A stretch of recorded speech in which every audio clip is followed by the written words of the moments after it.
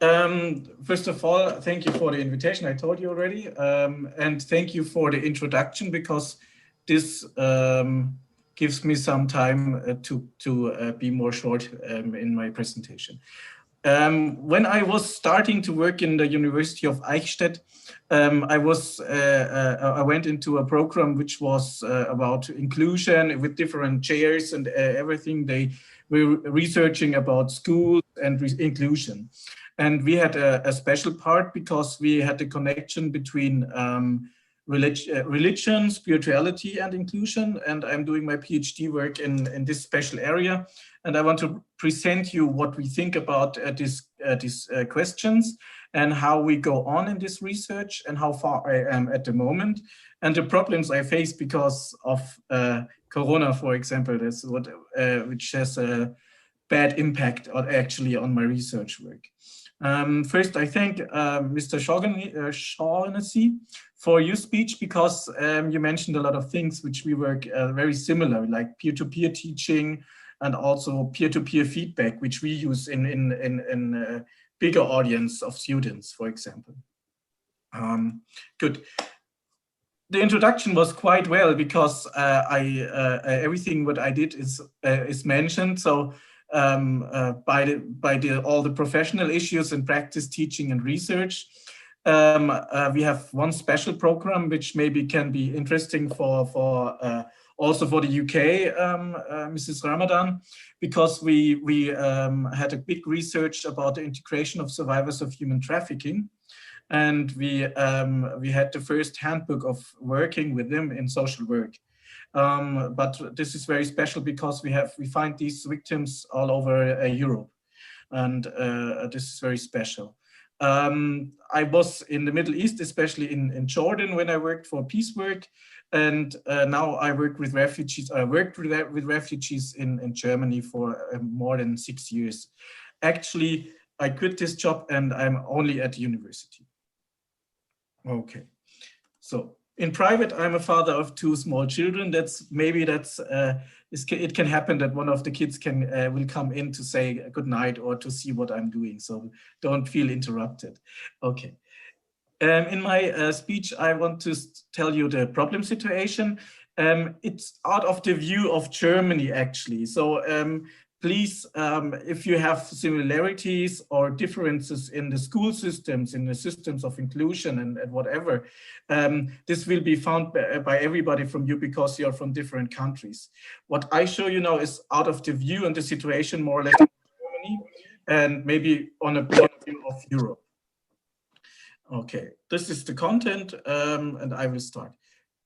So as you see, we are a part of a big project. It means we had projects in digital research, in language teaching, in historical teaching, in music, participation, work, the process to find work and things like this. And we, as the chair of social pedagogy, have been the part of spirituality and the spirituality as a resource of inclusion. I explain you later what this can be. Okay, what you say, so this is one of my poster presentations. You can get this later because there you have more closer informations about literature and theoretical background.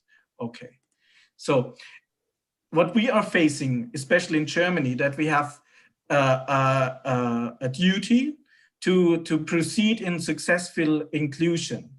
It means any child, any person should have the equal rights in education, at work, and wherever he or she goes.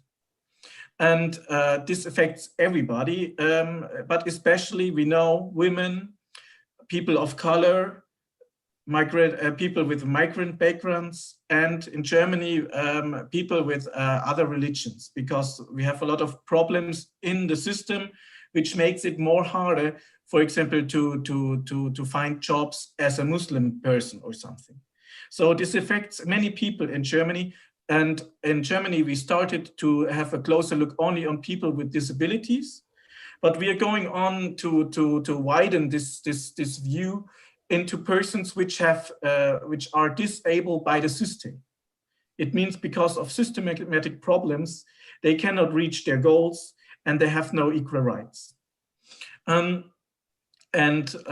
see a lot of barriers in the system, systematic and personal barriers, because we have old school system, which is more on deficits, which is more critical with students, which is not taking care about competencies and skills.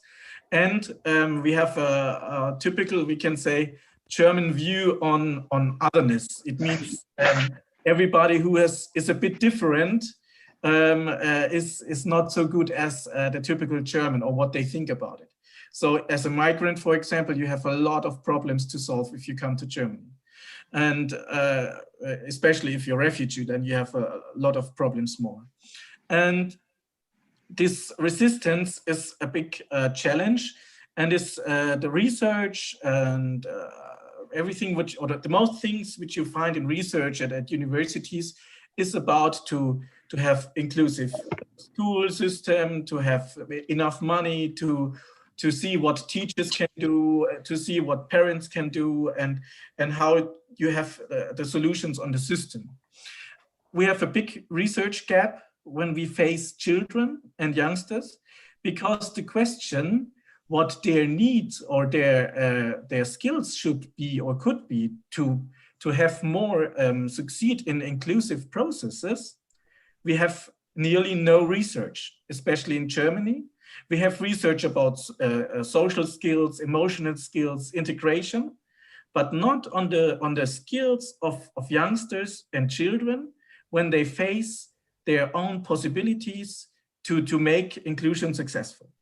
And this is the main question what we research, or I research, is which skills could help children in their systems of school or environment, like families and friends and peers, to have more inclusion. It means, can they take care about their own inclusion? Can they see if somebody else needs help or support?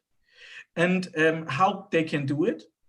And the other issue is, maybe religion and spirituality can play a role as a resource. It means, for example, they learn because of their religious leaders, like Jesus Christ or Muhammad ibn Rasulullah, to help them as an idol. Yeah, they say, I help people because Jesus helped people, for example. This is a very similar, simple example, but we see this because we have a lot of examples in the religious education, and sometimes it plays a role. Especially we know that spirituality and religion play a good, important role for elder people and for migrants in Germany and in Europe. So we try to make a combination of these topics. Okay. Do you have a question, Michael? Or no? Sorry, Simon? You have a question, yes? Yeah, sorry, excuse me. So you mentioned our refugee problems, especially maybe beliefs and cultural difficulties. So what is Germany government effort about active citizenship about refugees? That's a good question. We should ask the government. Sorry, but sorry, no Merkel here. Yeah, but it's very. We have the problem is as we face a surrounding of diversity in Germany, we have a very diverse government. It means on the main level, we have strong leaderships, which is in the middle of being humanitarian persons. And on the other hand, they have the right wings and nationalists who want, if they were in power, they would deport everybody who has the wrong skin color. It means that they have, we have high tension in Germany. And we have a big law package, which is for the refugees. And this is changing nearly the last 10 years. It was changing every year, maybe 2 or 3 times, because in the beginning, it was very nicely, and the person had chances to get a positive asylum case and to have legal status in Germany in the future. And when there were coming too many people, as they failed, because it was not too many. If you look in your country, as Turkey delivers more help to refugees than Germany, but the Germans, they say, oh, we have too many people in our country, which is not true, actually, if you just see the numbers. But we have these issues very, very often. And now at the moment, this issue is not so important because all the nationalists and the right wings, they face the COVID-19 pandemic problems, and they will open up the problem after the pandemic. So, we wrote an English article about the German system of integration of refugees. So if you contact me, I think you are at ResearchGate. I saw you already, Mr. Rizai. So you can contact me and I will send you this article. Thank you very much. Because it's also the only English article about German work with refugees, which is written at the moment. Yeah. Sorry, I have attended a few meeting and study visit in Italy, in Finland, in Georgia about refugees and difficulties and cultural conflict, blah blah blah. So I understand you very well. Thank you very much. Thank you. Okay, so but it will fit together because we with a wide view on inclusion, also refugees and migrants are faced because they face different problems, but they face systematic problems. Yeah. This is for us. I try to involve all those persons in my research. So the hypothesis is very clear then, or not very clear, but it's given. So we have certain competences in children that enable them to have successful inclusion for their own or for others. And as a lot of research is already presented in emotional, social, and intercultural skills, we postpone them into the topic of social skills. And for us, inclusively competent children can recognize and articulate their own social and emotional needs and those of others. This is very important. It's not about their own issues, also the other issues. And they use their own abilities and skills to help other children and to express if help is needed. This is the topic what we talk about. And we had one main question and 3 sub-questions to go on with the research. I quit this because this is something you can read later. And we had 3 stages of research. We had the theoretical part and conception. And then we had the operationalization of the skills and competences. And then we did a qualitative research. And this is something which we did, which is part of the so-called inclusive research. We asked children as experts about their relation and experience in inclusive settings.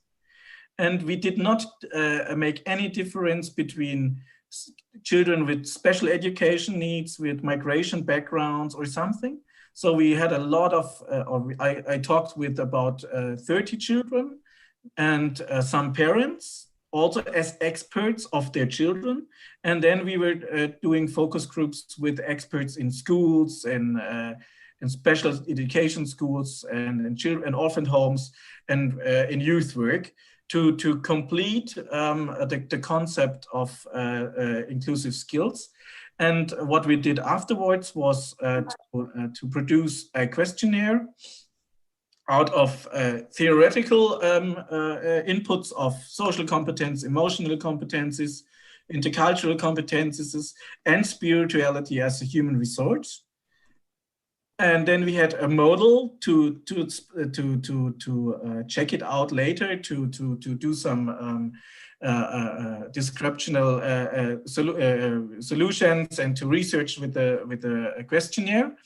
And this was in 3 dimensions, like inclusive sensibility, to be sensitive about inclusion at all, and the needs, the performance, the acting, And in the end, as a result and output, the quality of inclusion, which can be measured in quality of life and happiness and health at the end. And the religious attitude and the spirituality can be a moderating factor on these issues. So with this theoretical model, I had a questionnaire with around for parents and children. And this is going on, and I will show you now. After the theoretical input and the input of the focus groups, we could get a more specified hypothesis. And now at the moment, we are counting the bills, so to say, we count the questionnaires, and we think we will find out a lot of good things. And at the moment, I see that my items are quite strong. We had a questionnaire for parents and children, that's what I wanted to say, with which we took from items from other scales. Around 53 items, and then to get some validations of the outcome and the output, we had 11 items of quality of life and 7 items of religion and spirituality. And there were 3 own items for religion and spirituality included, and 13 own items for the inclusive performance. So we have a huge and big package of scale and items. And the problems we face, or which are the limitations of my research, was the first of all was Corona in 3 times. We had no access to school. We had no access to students.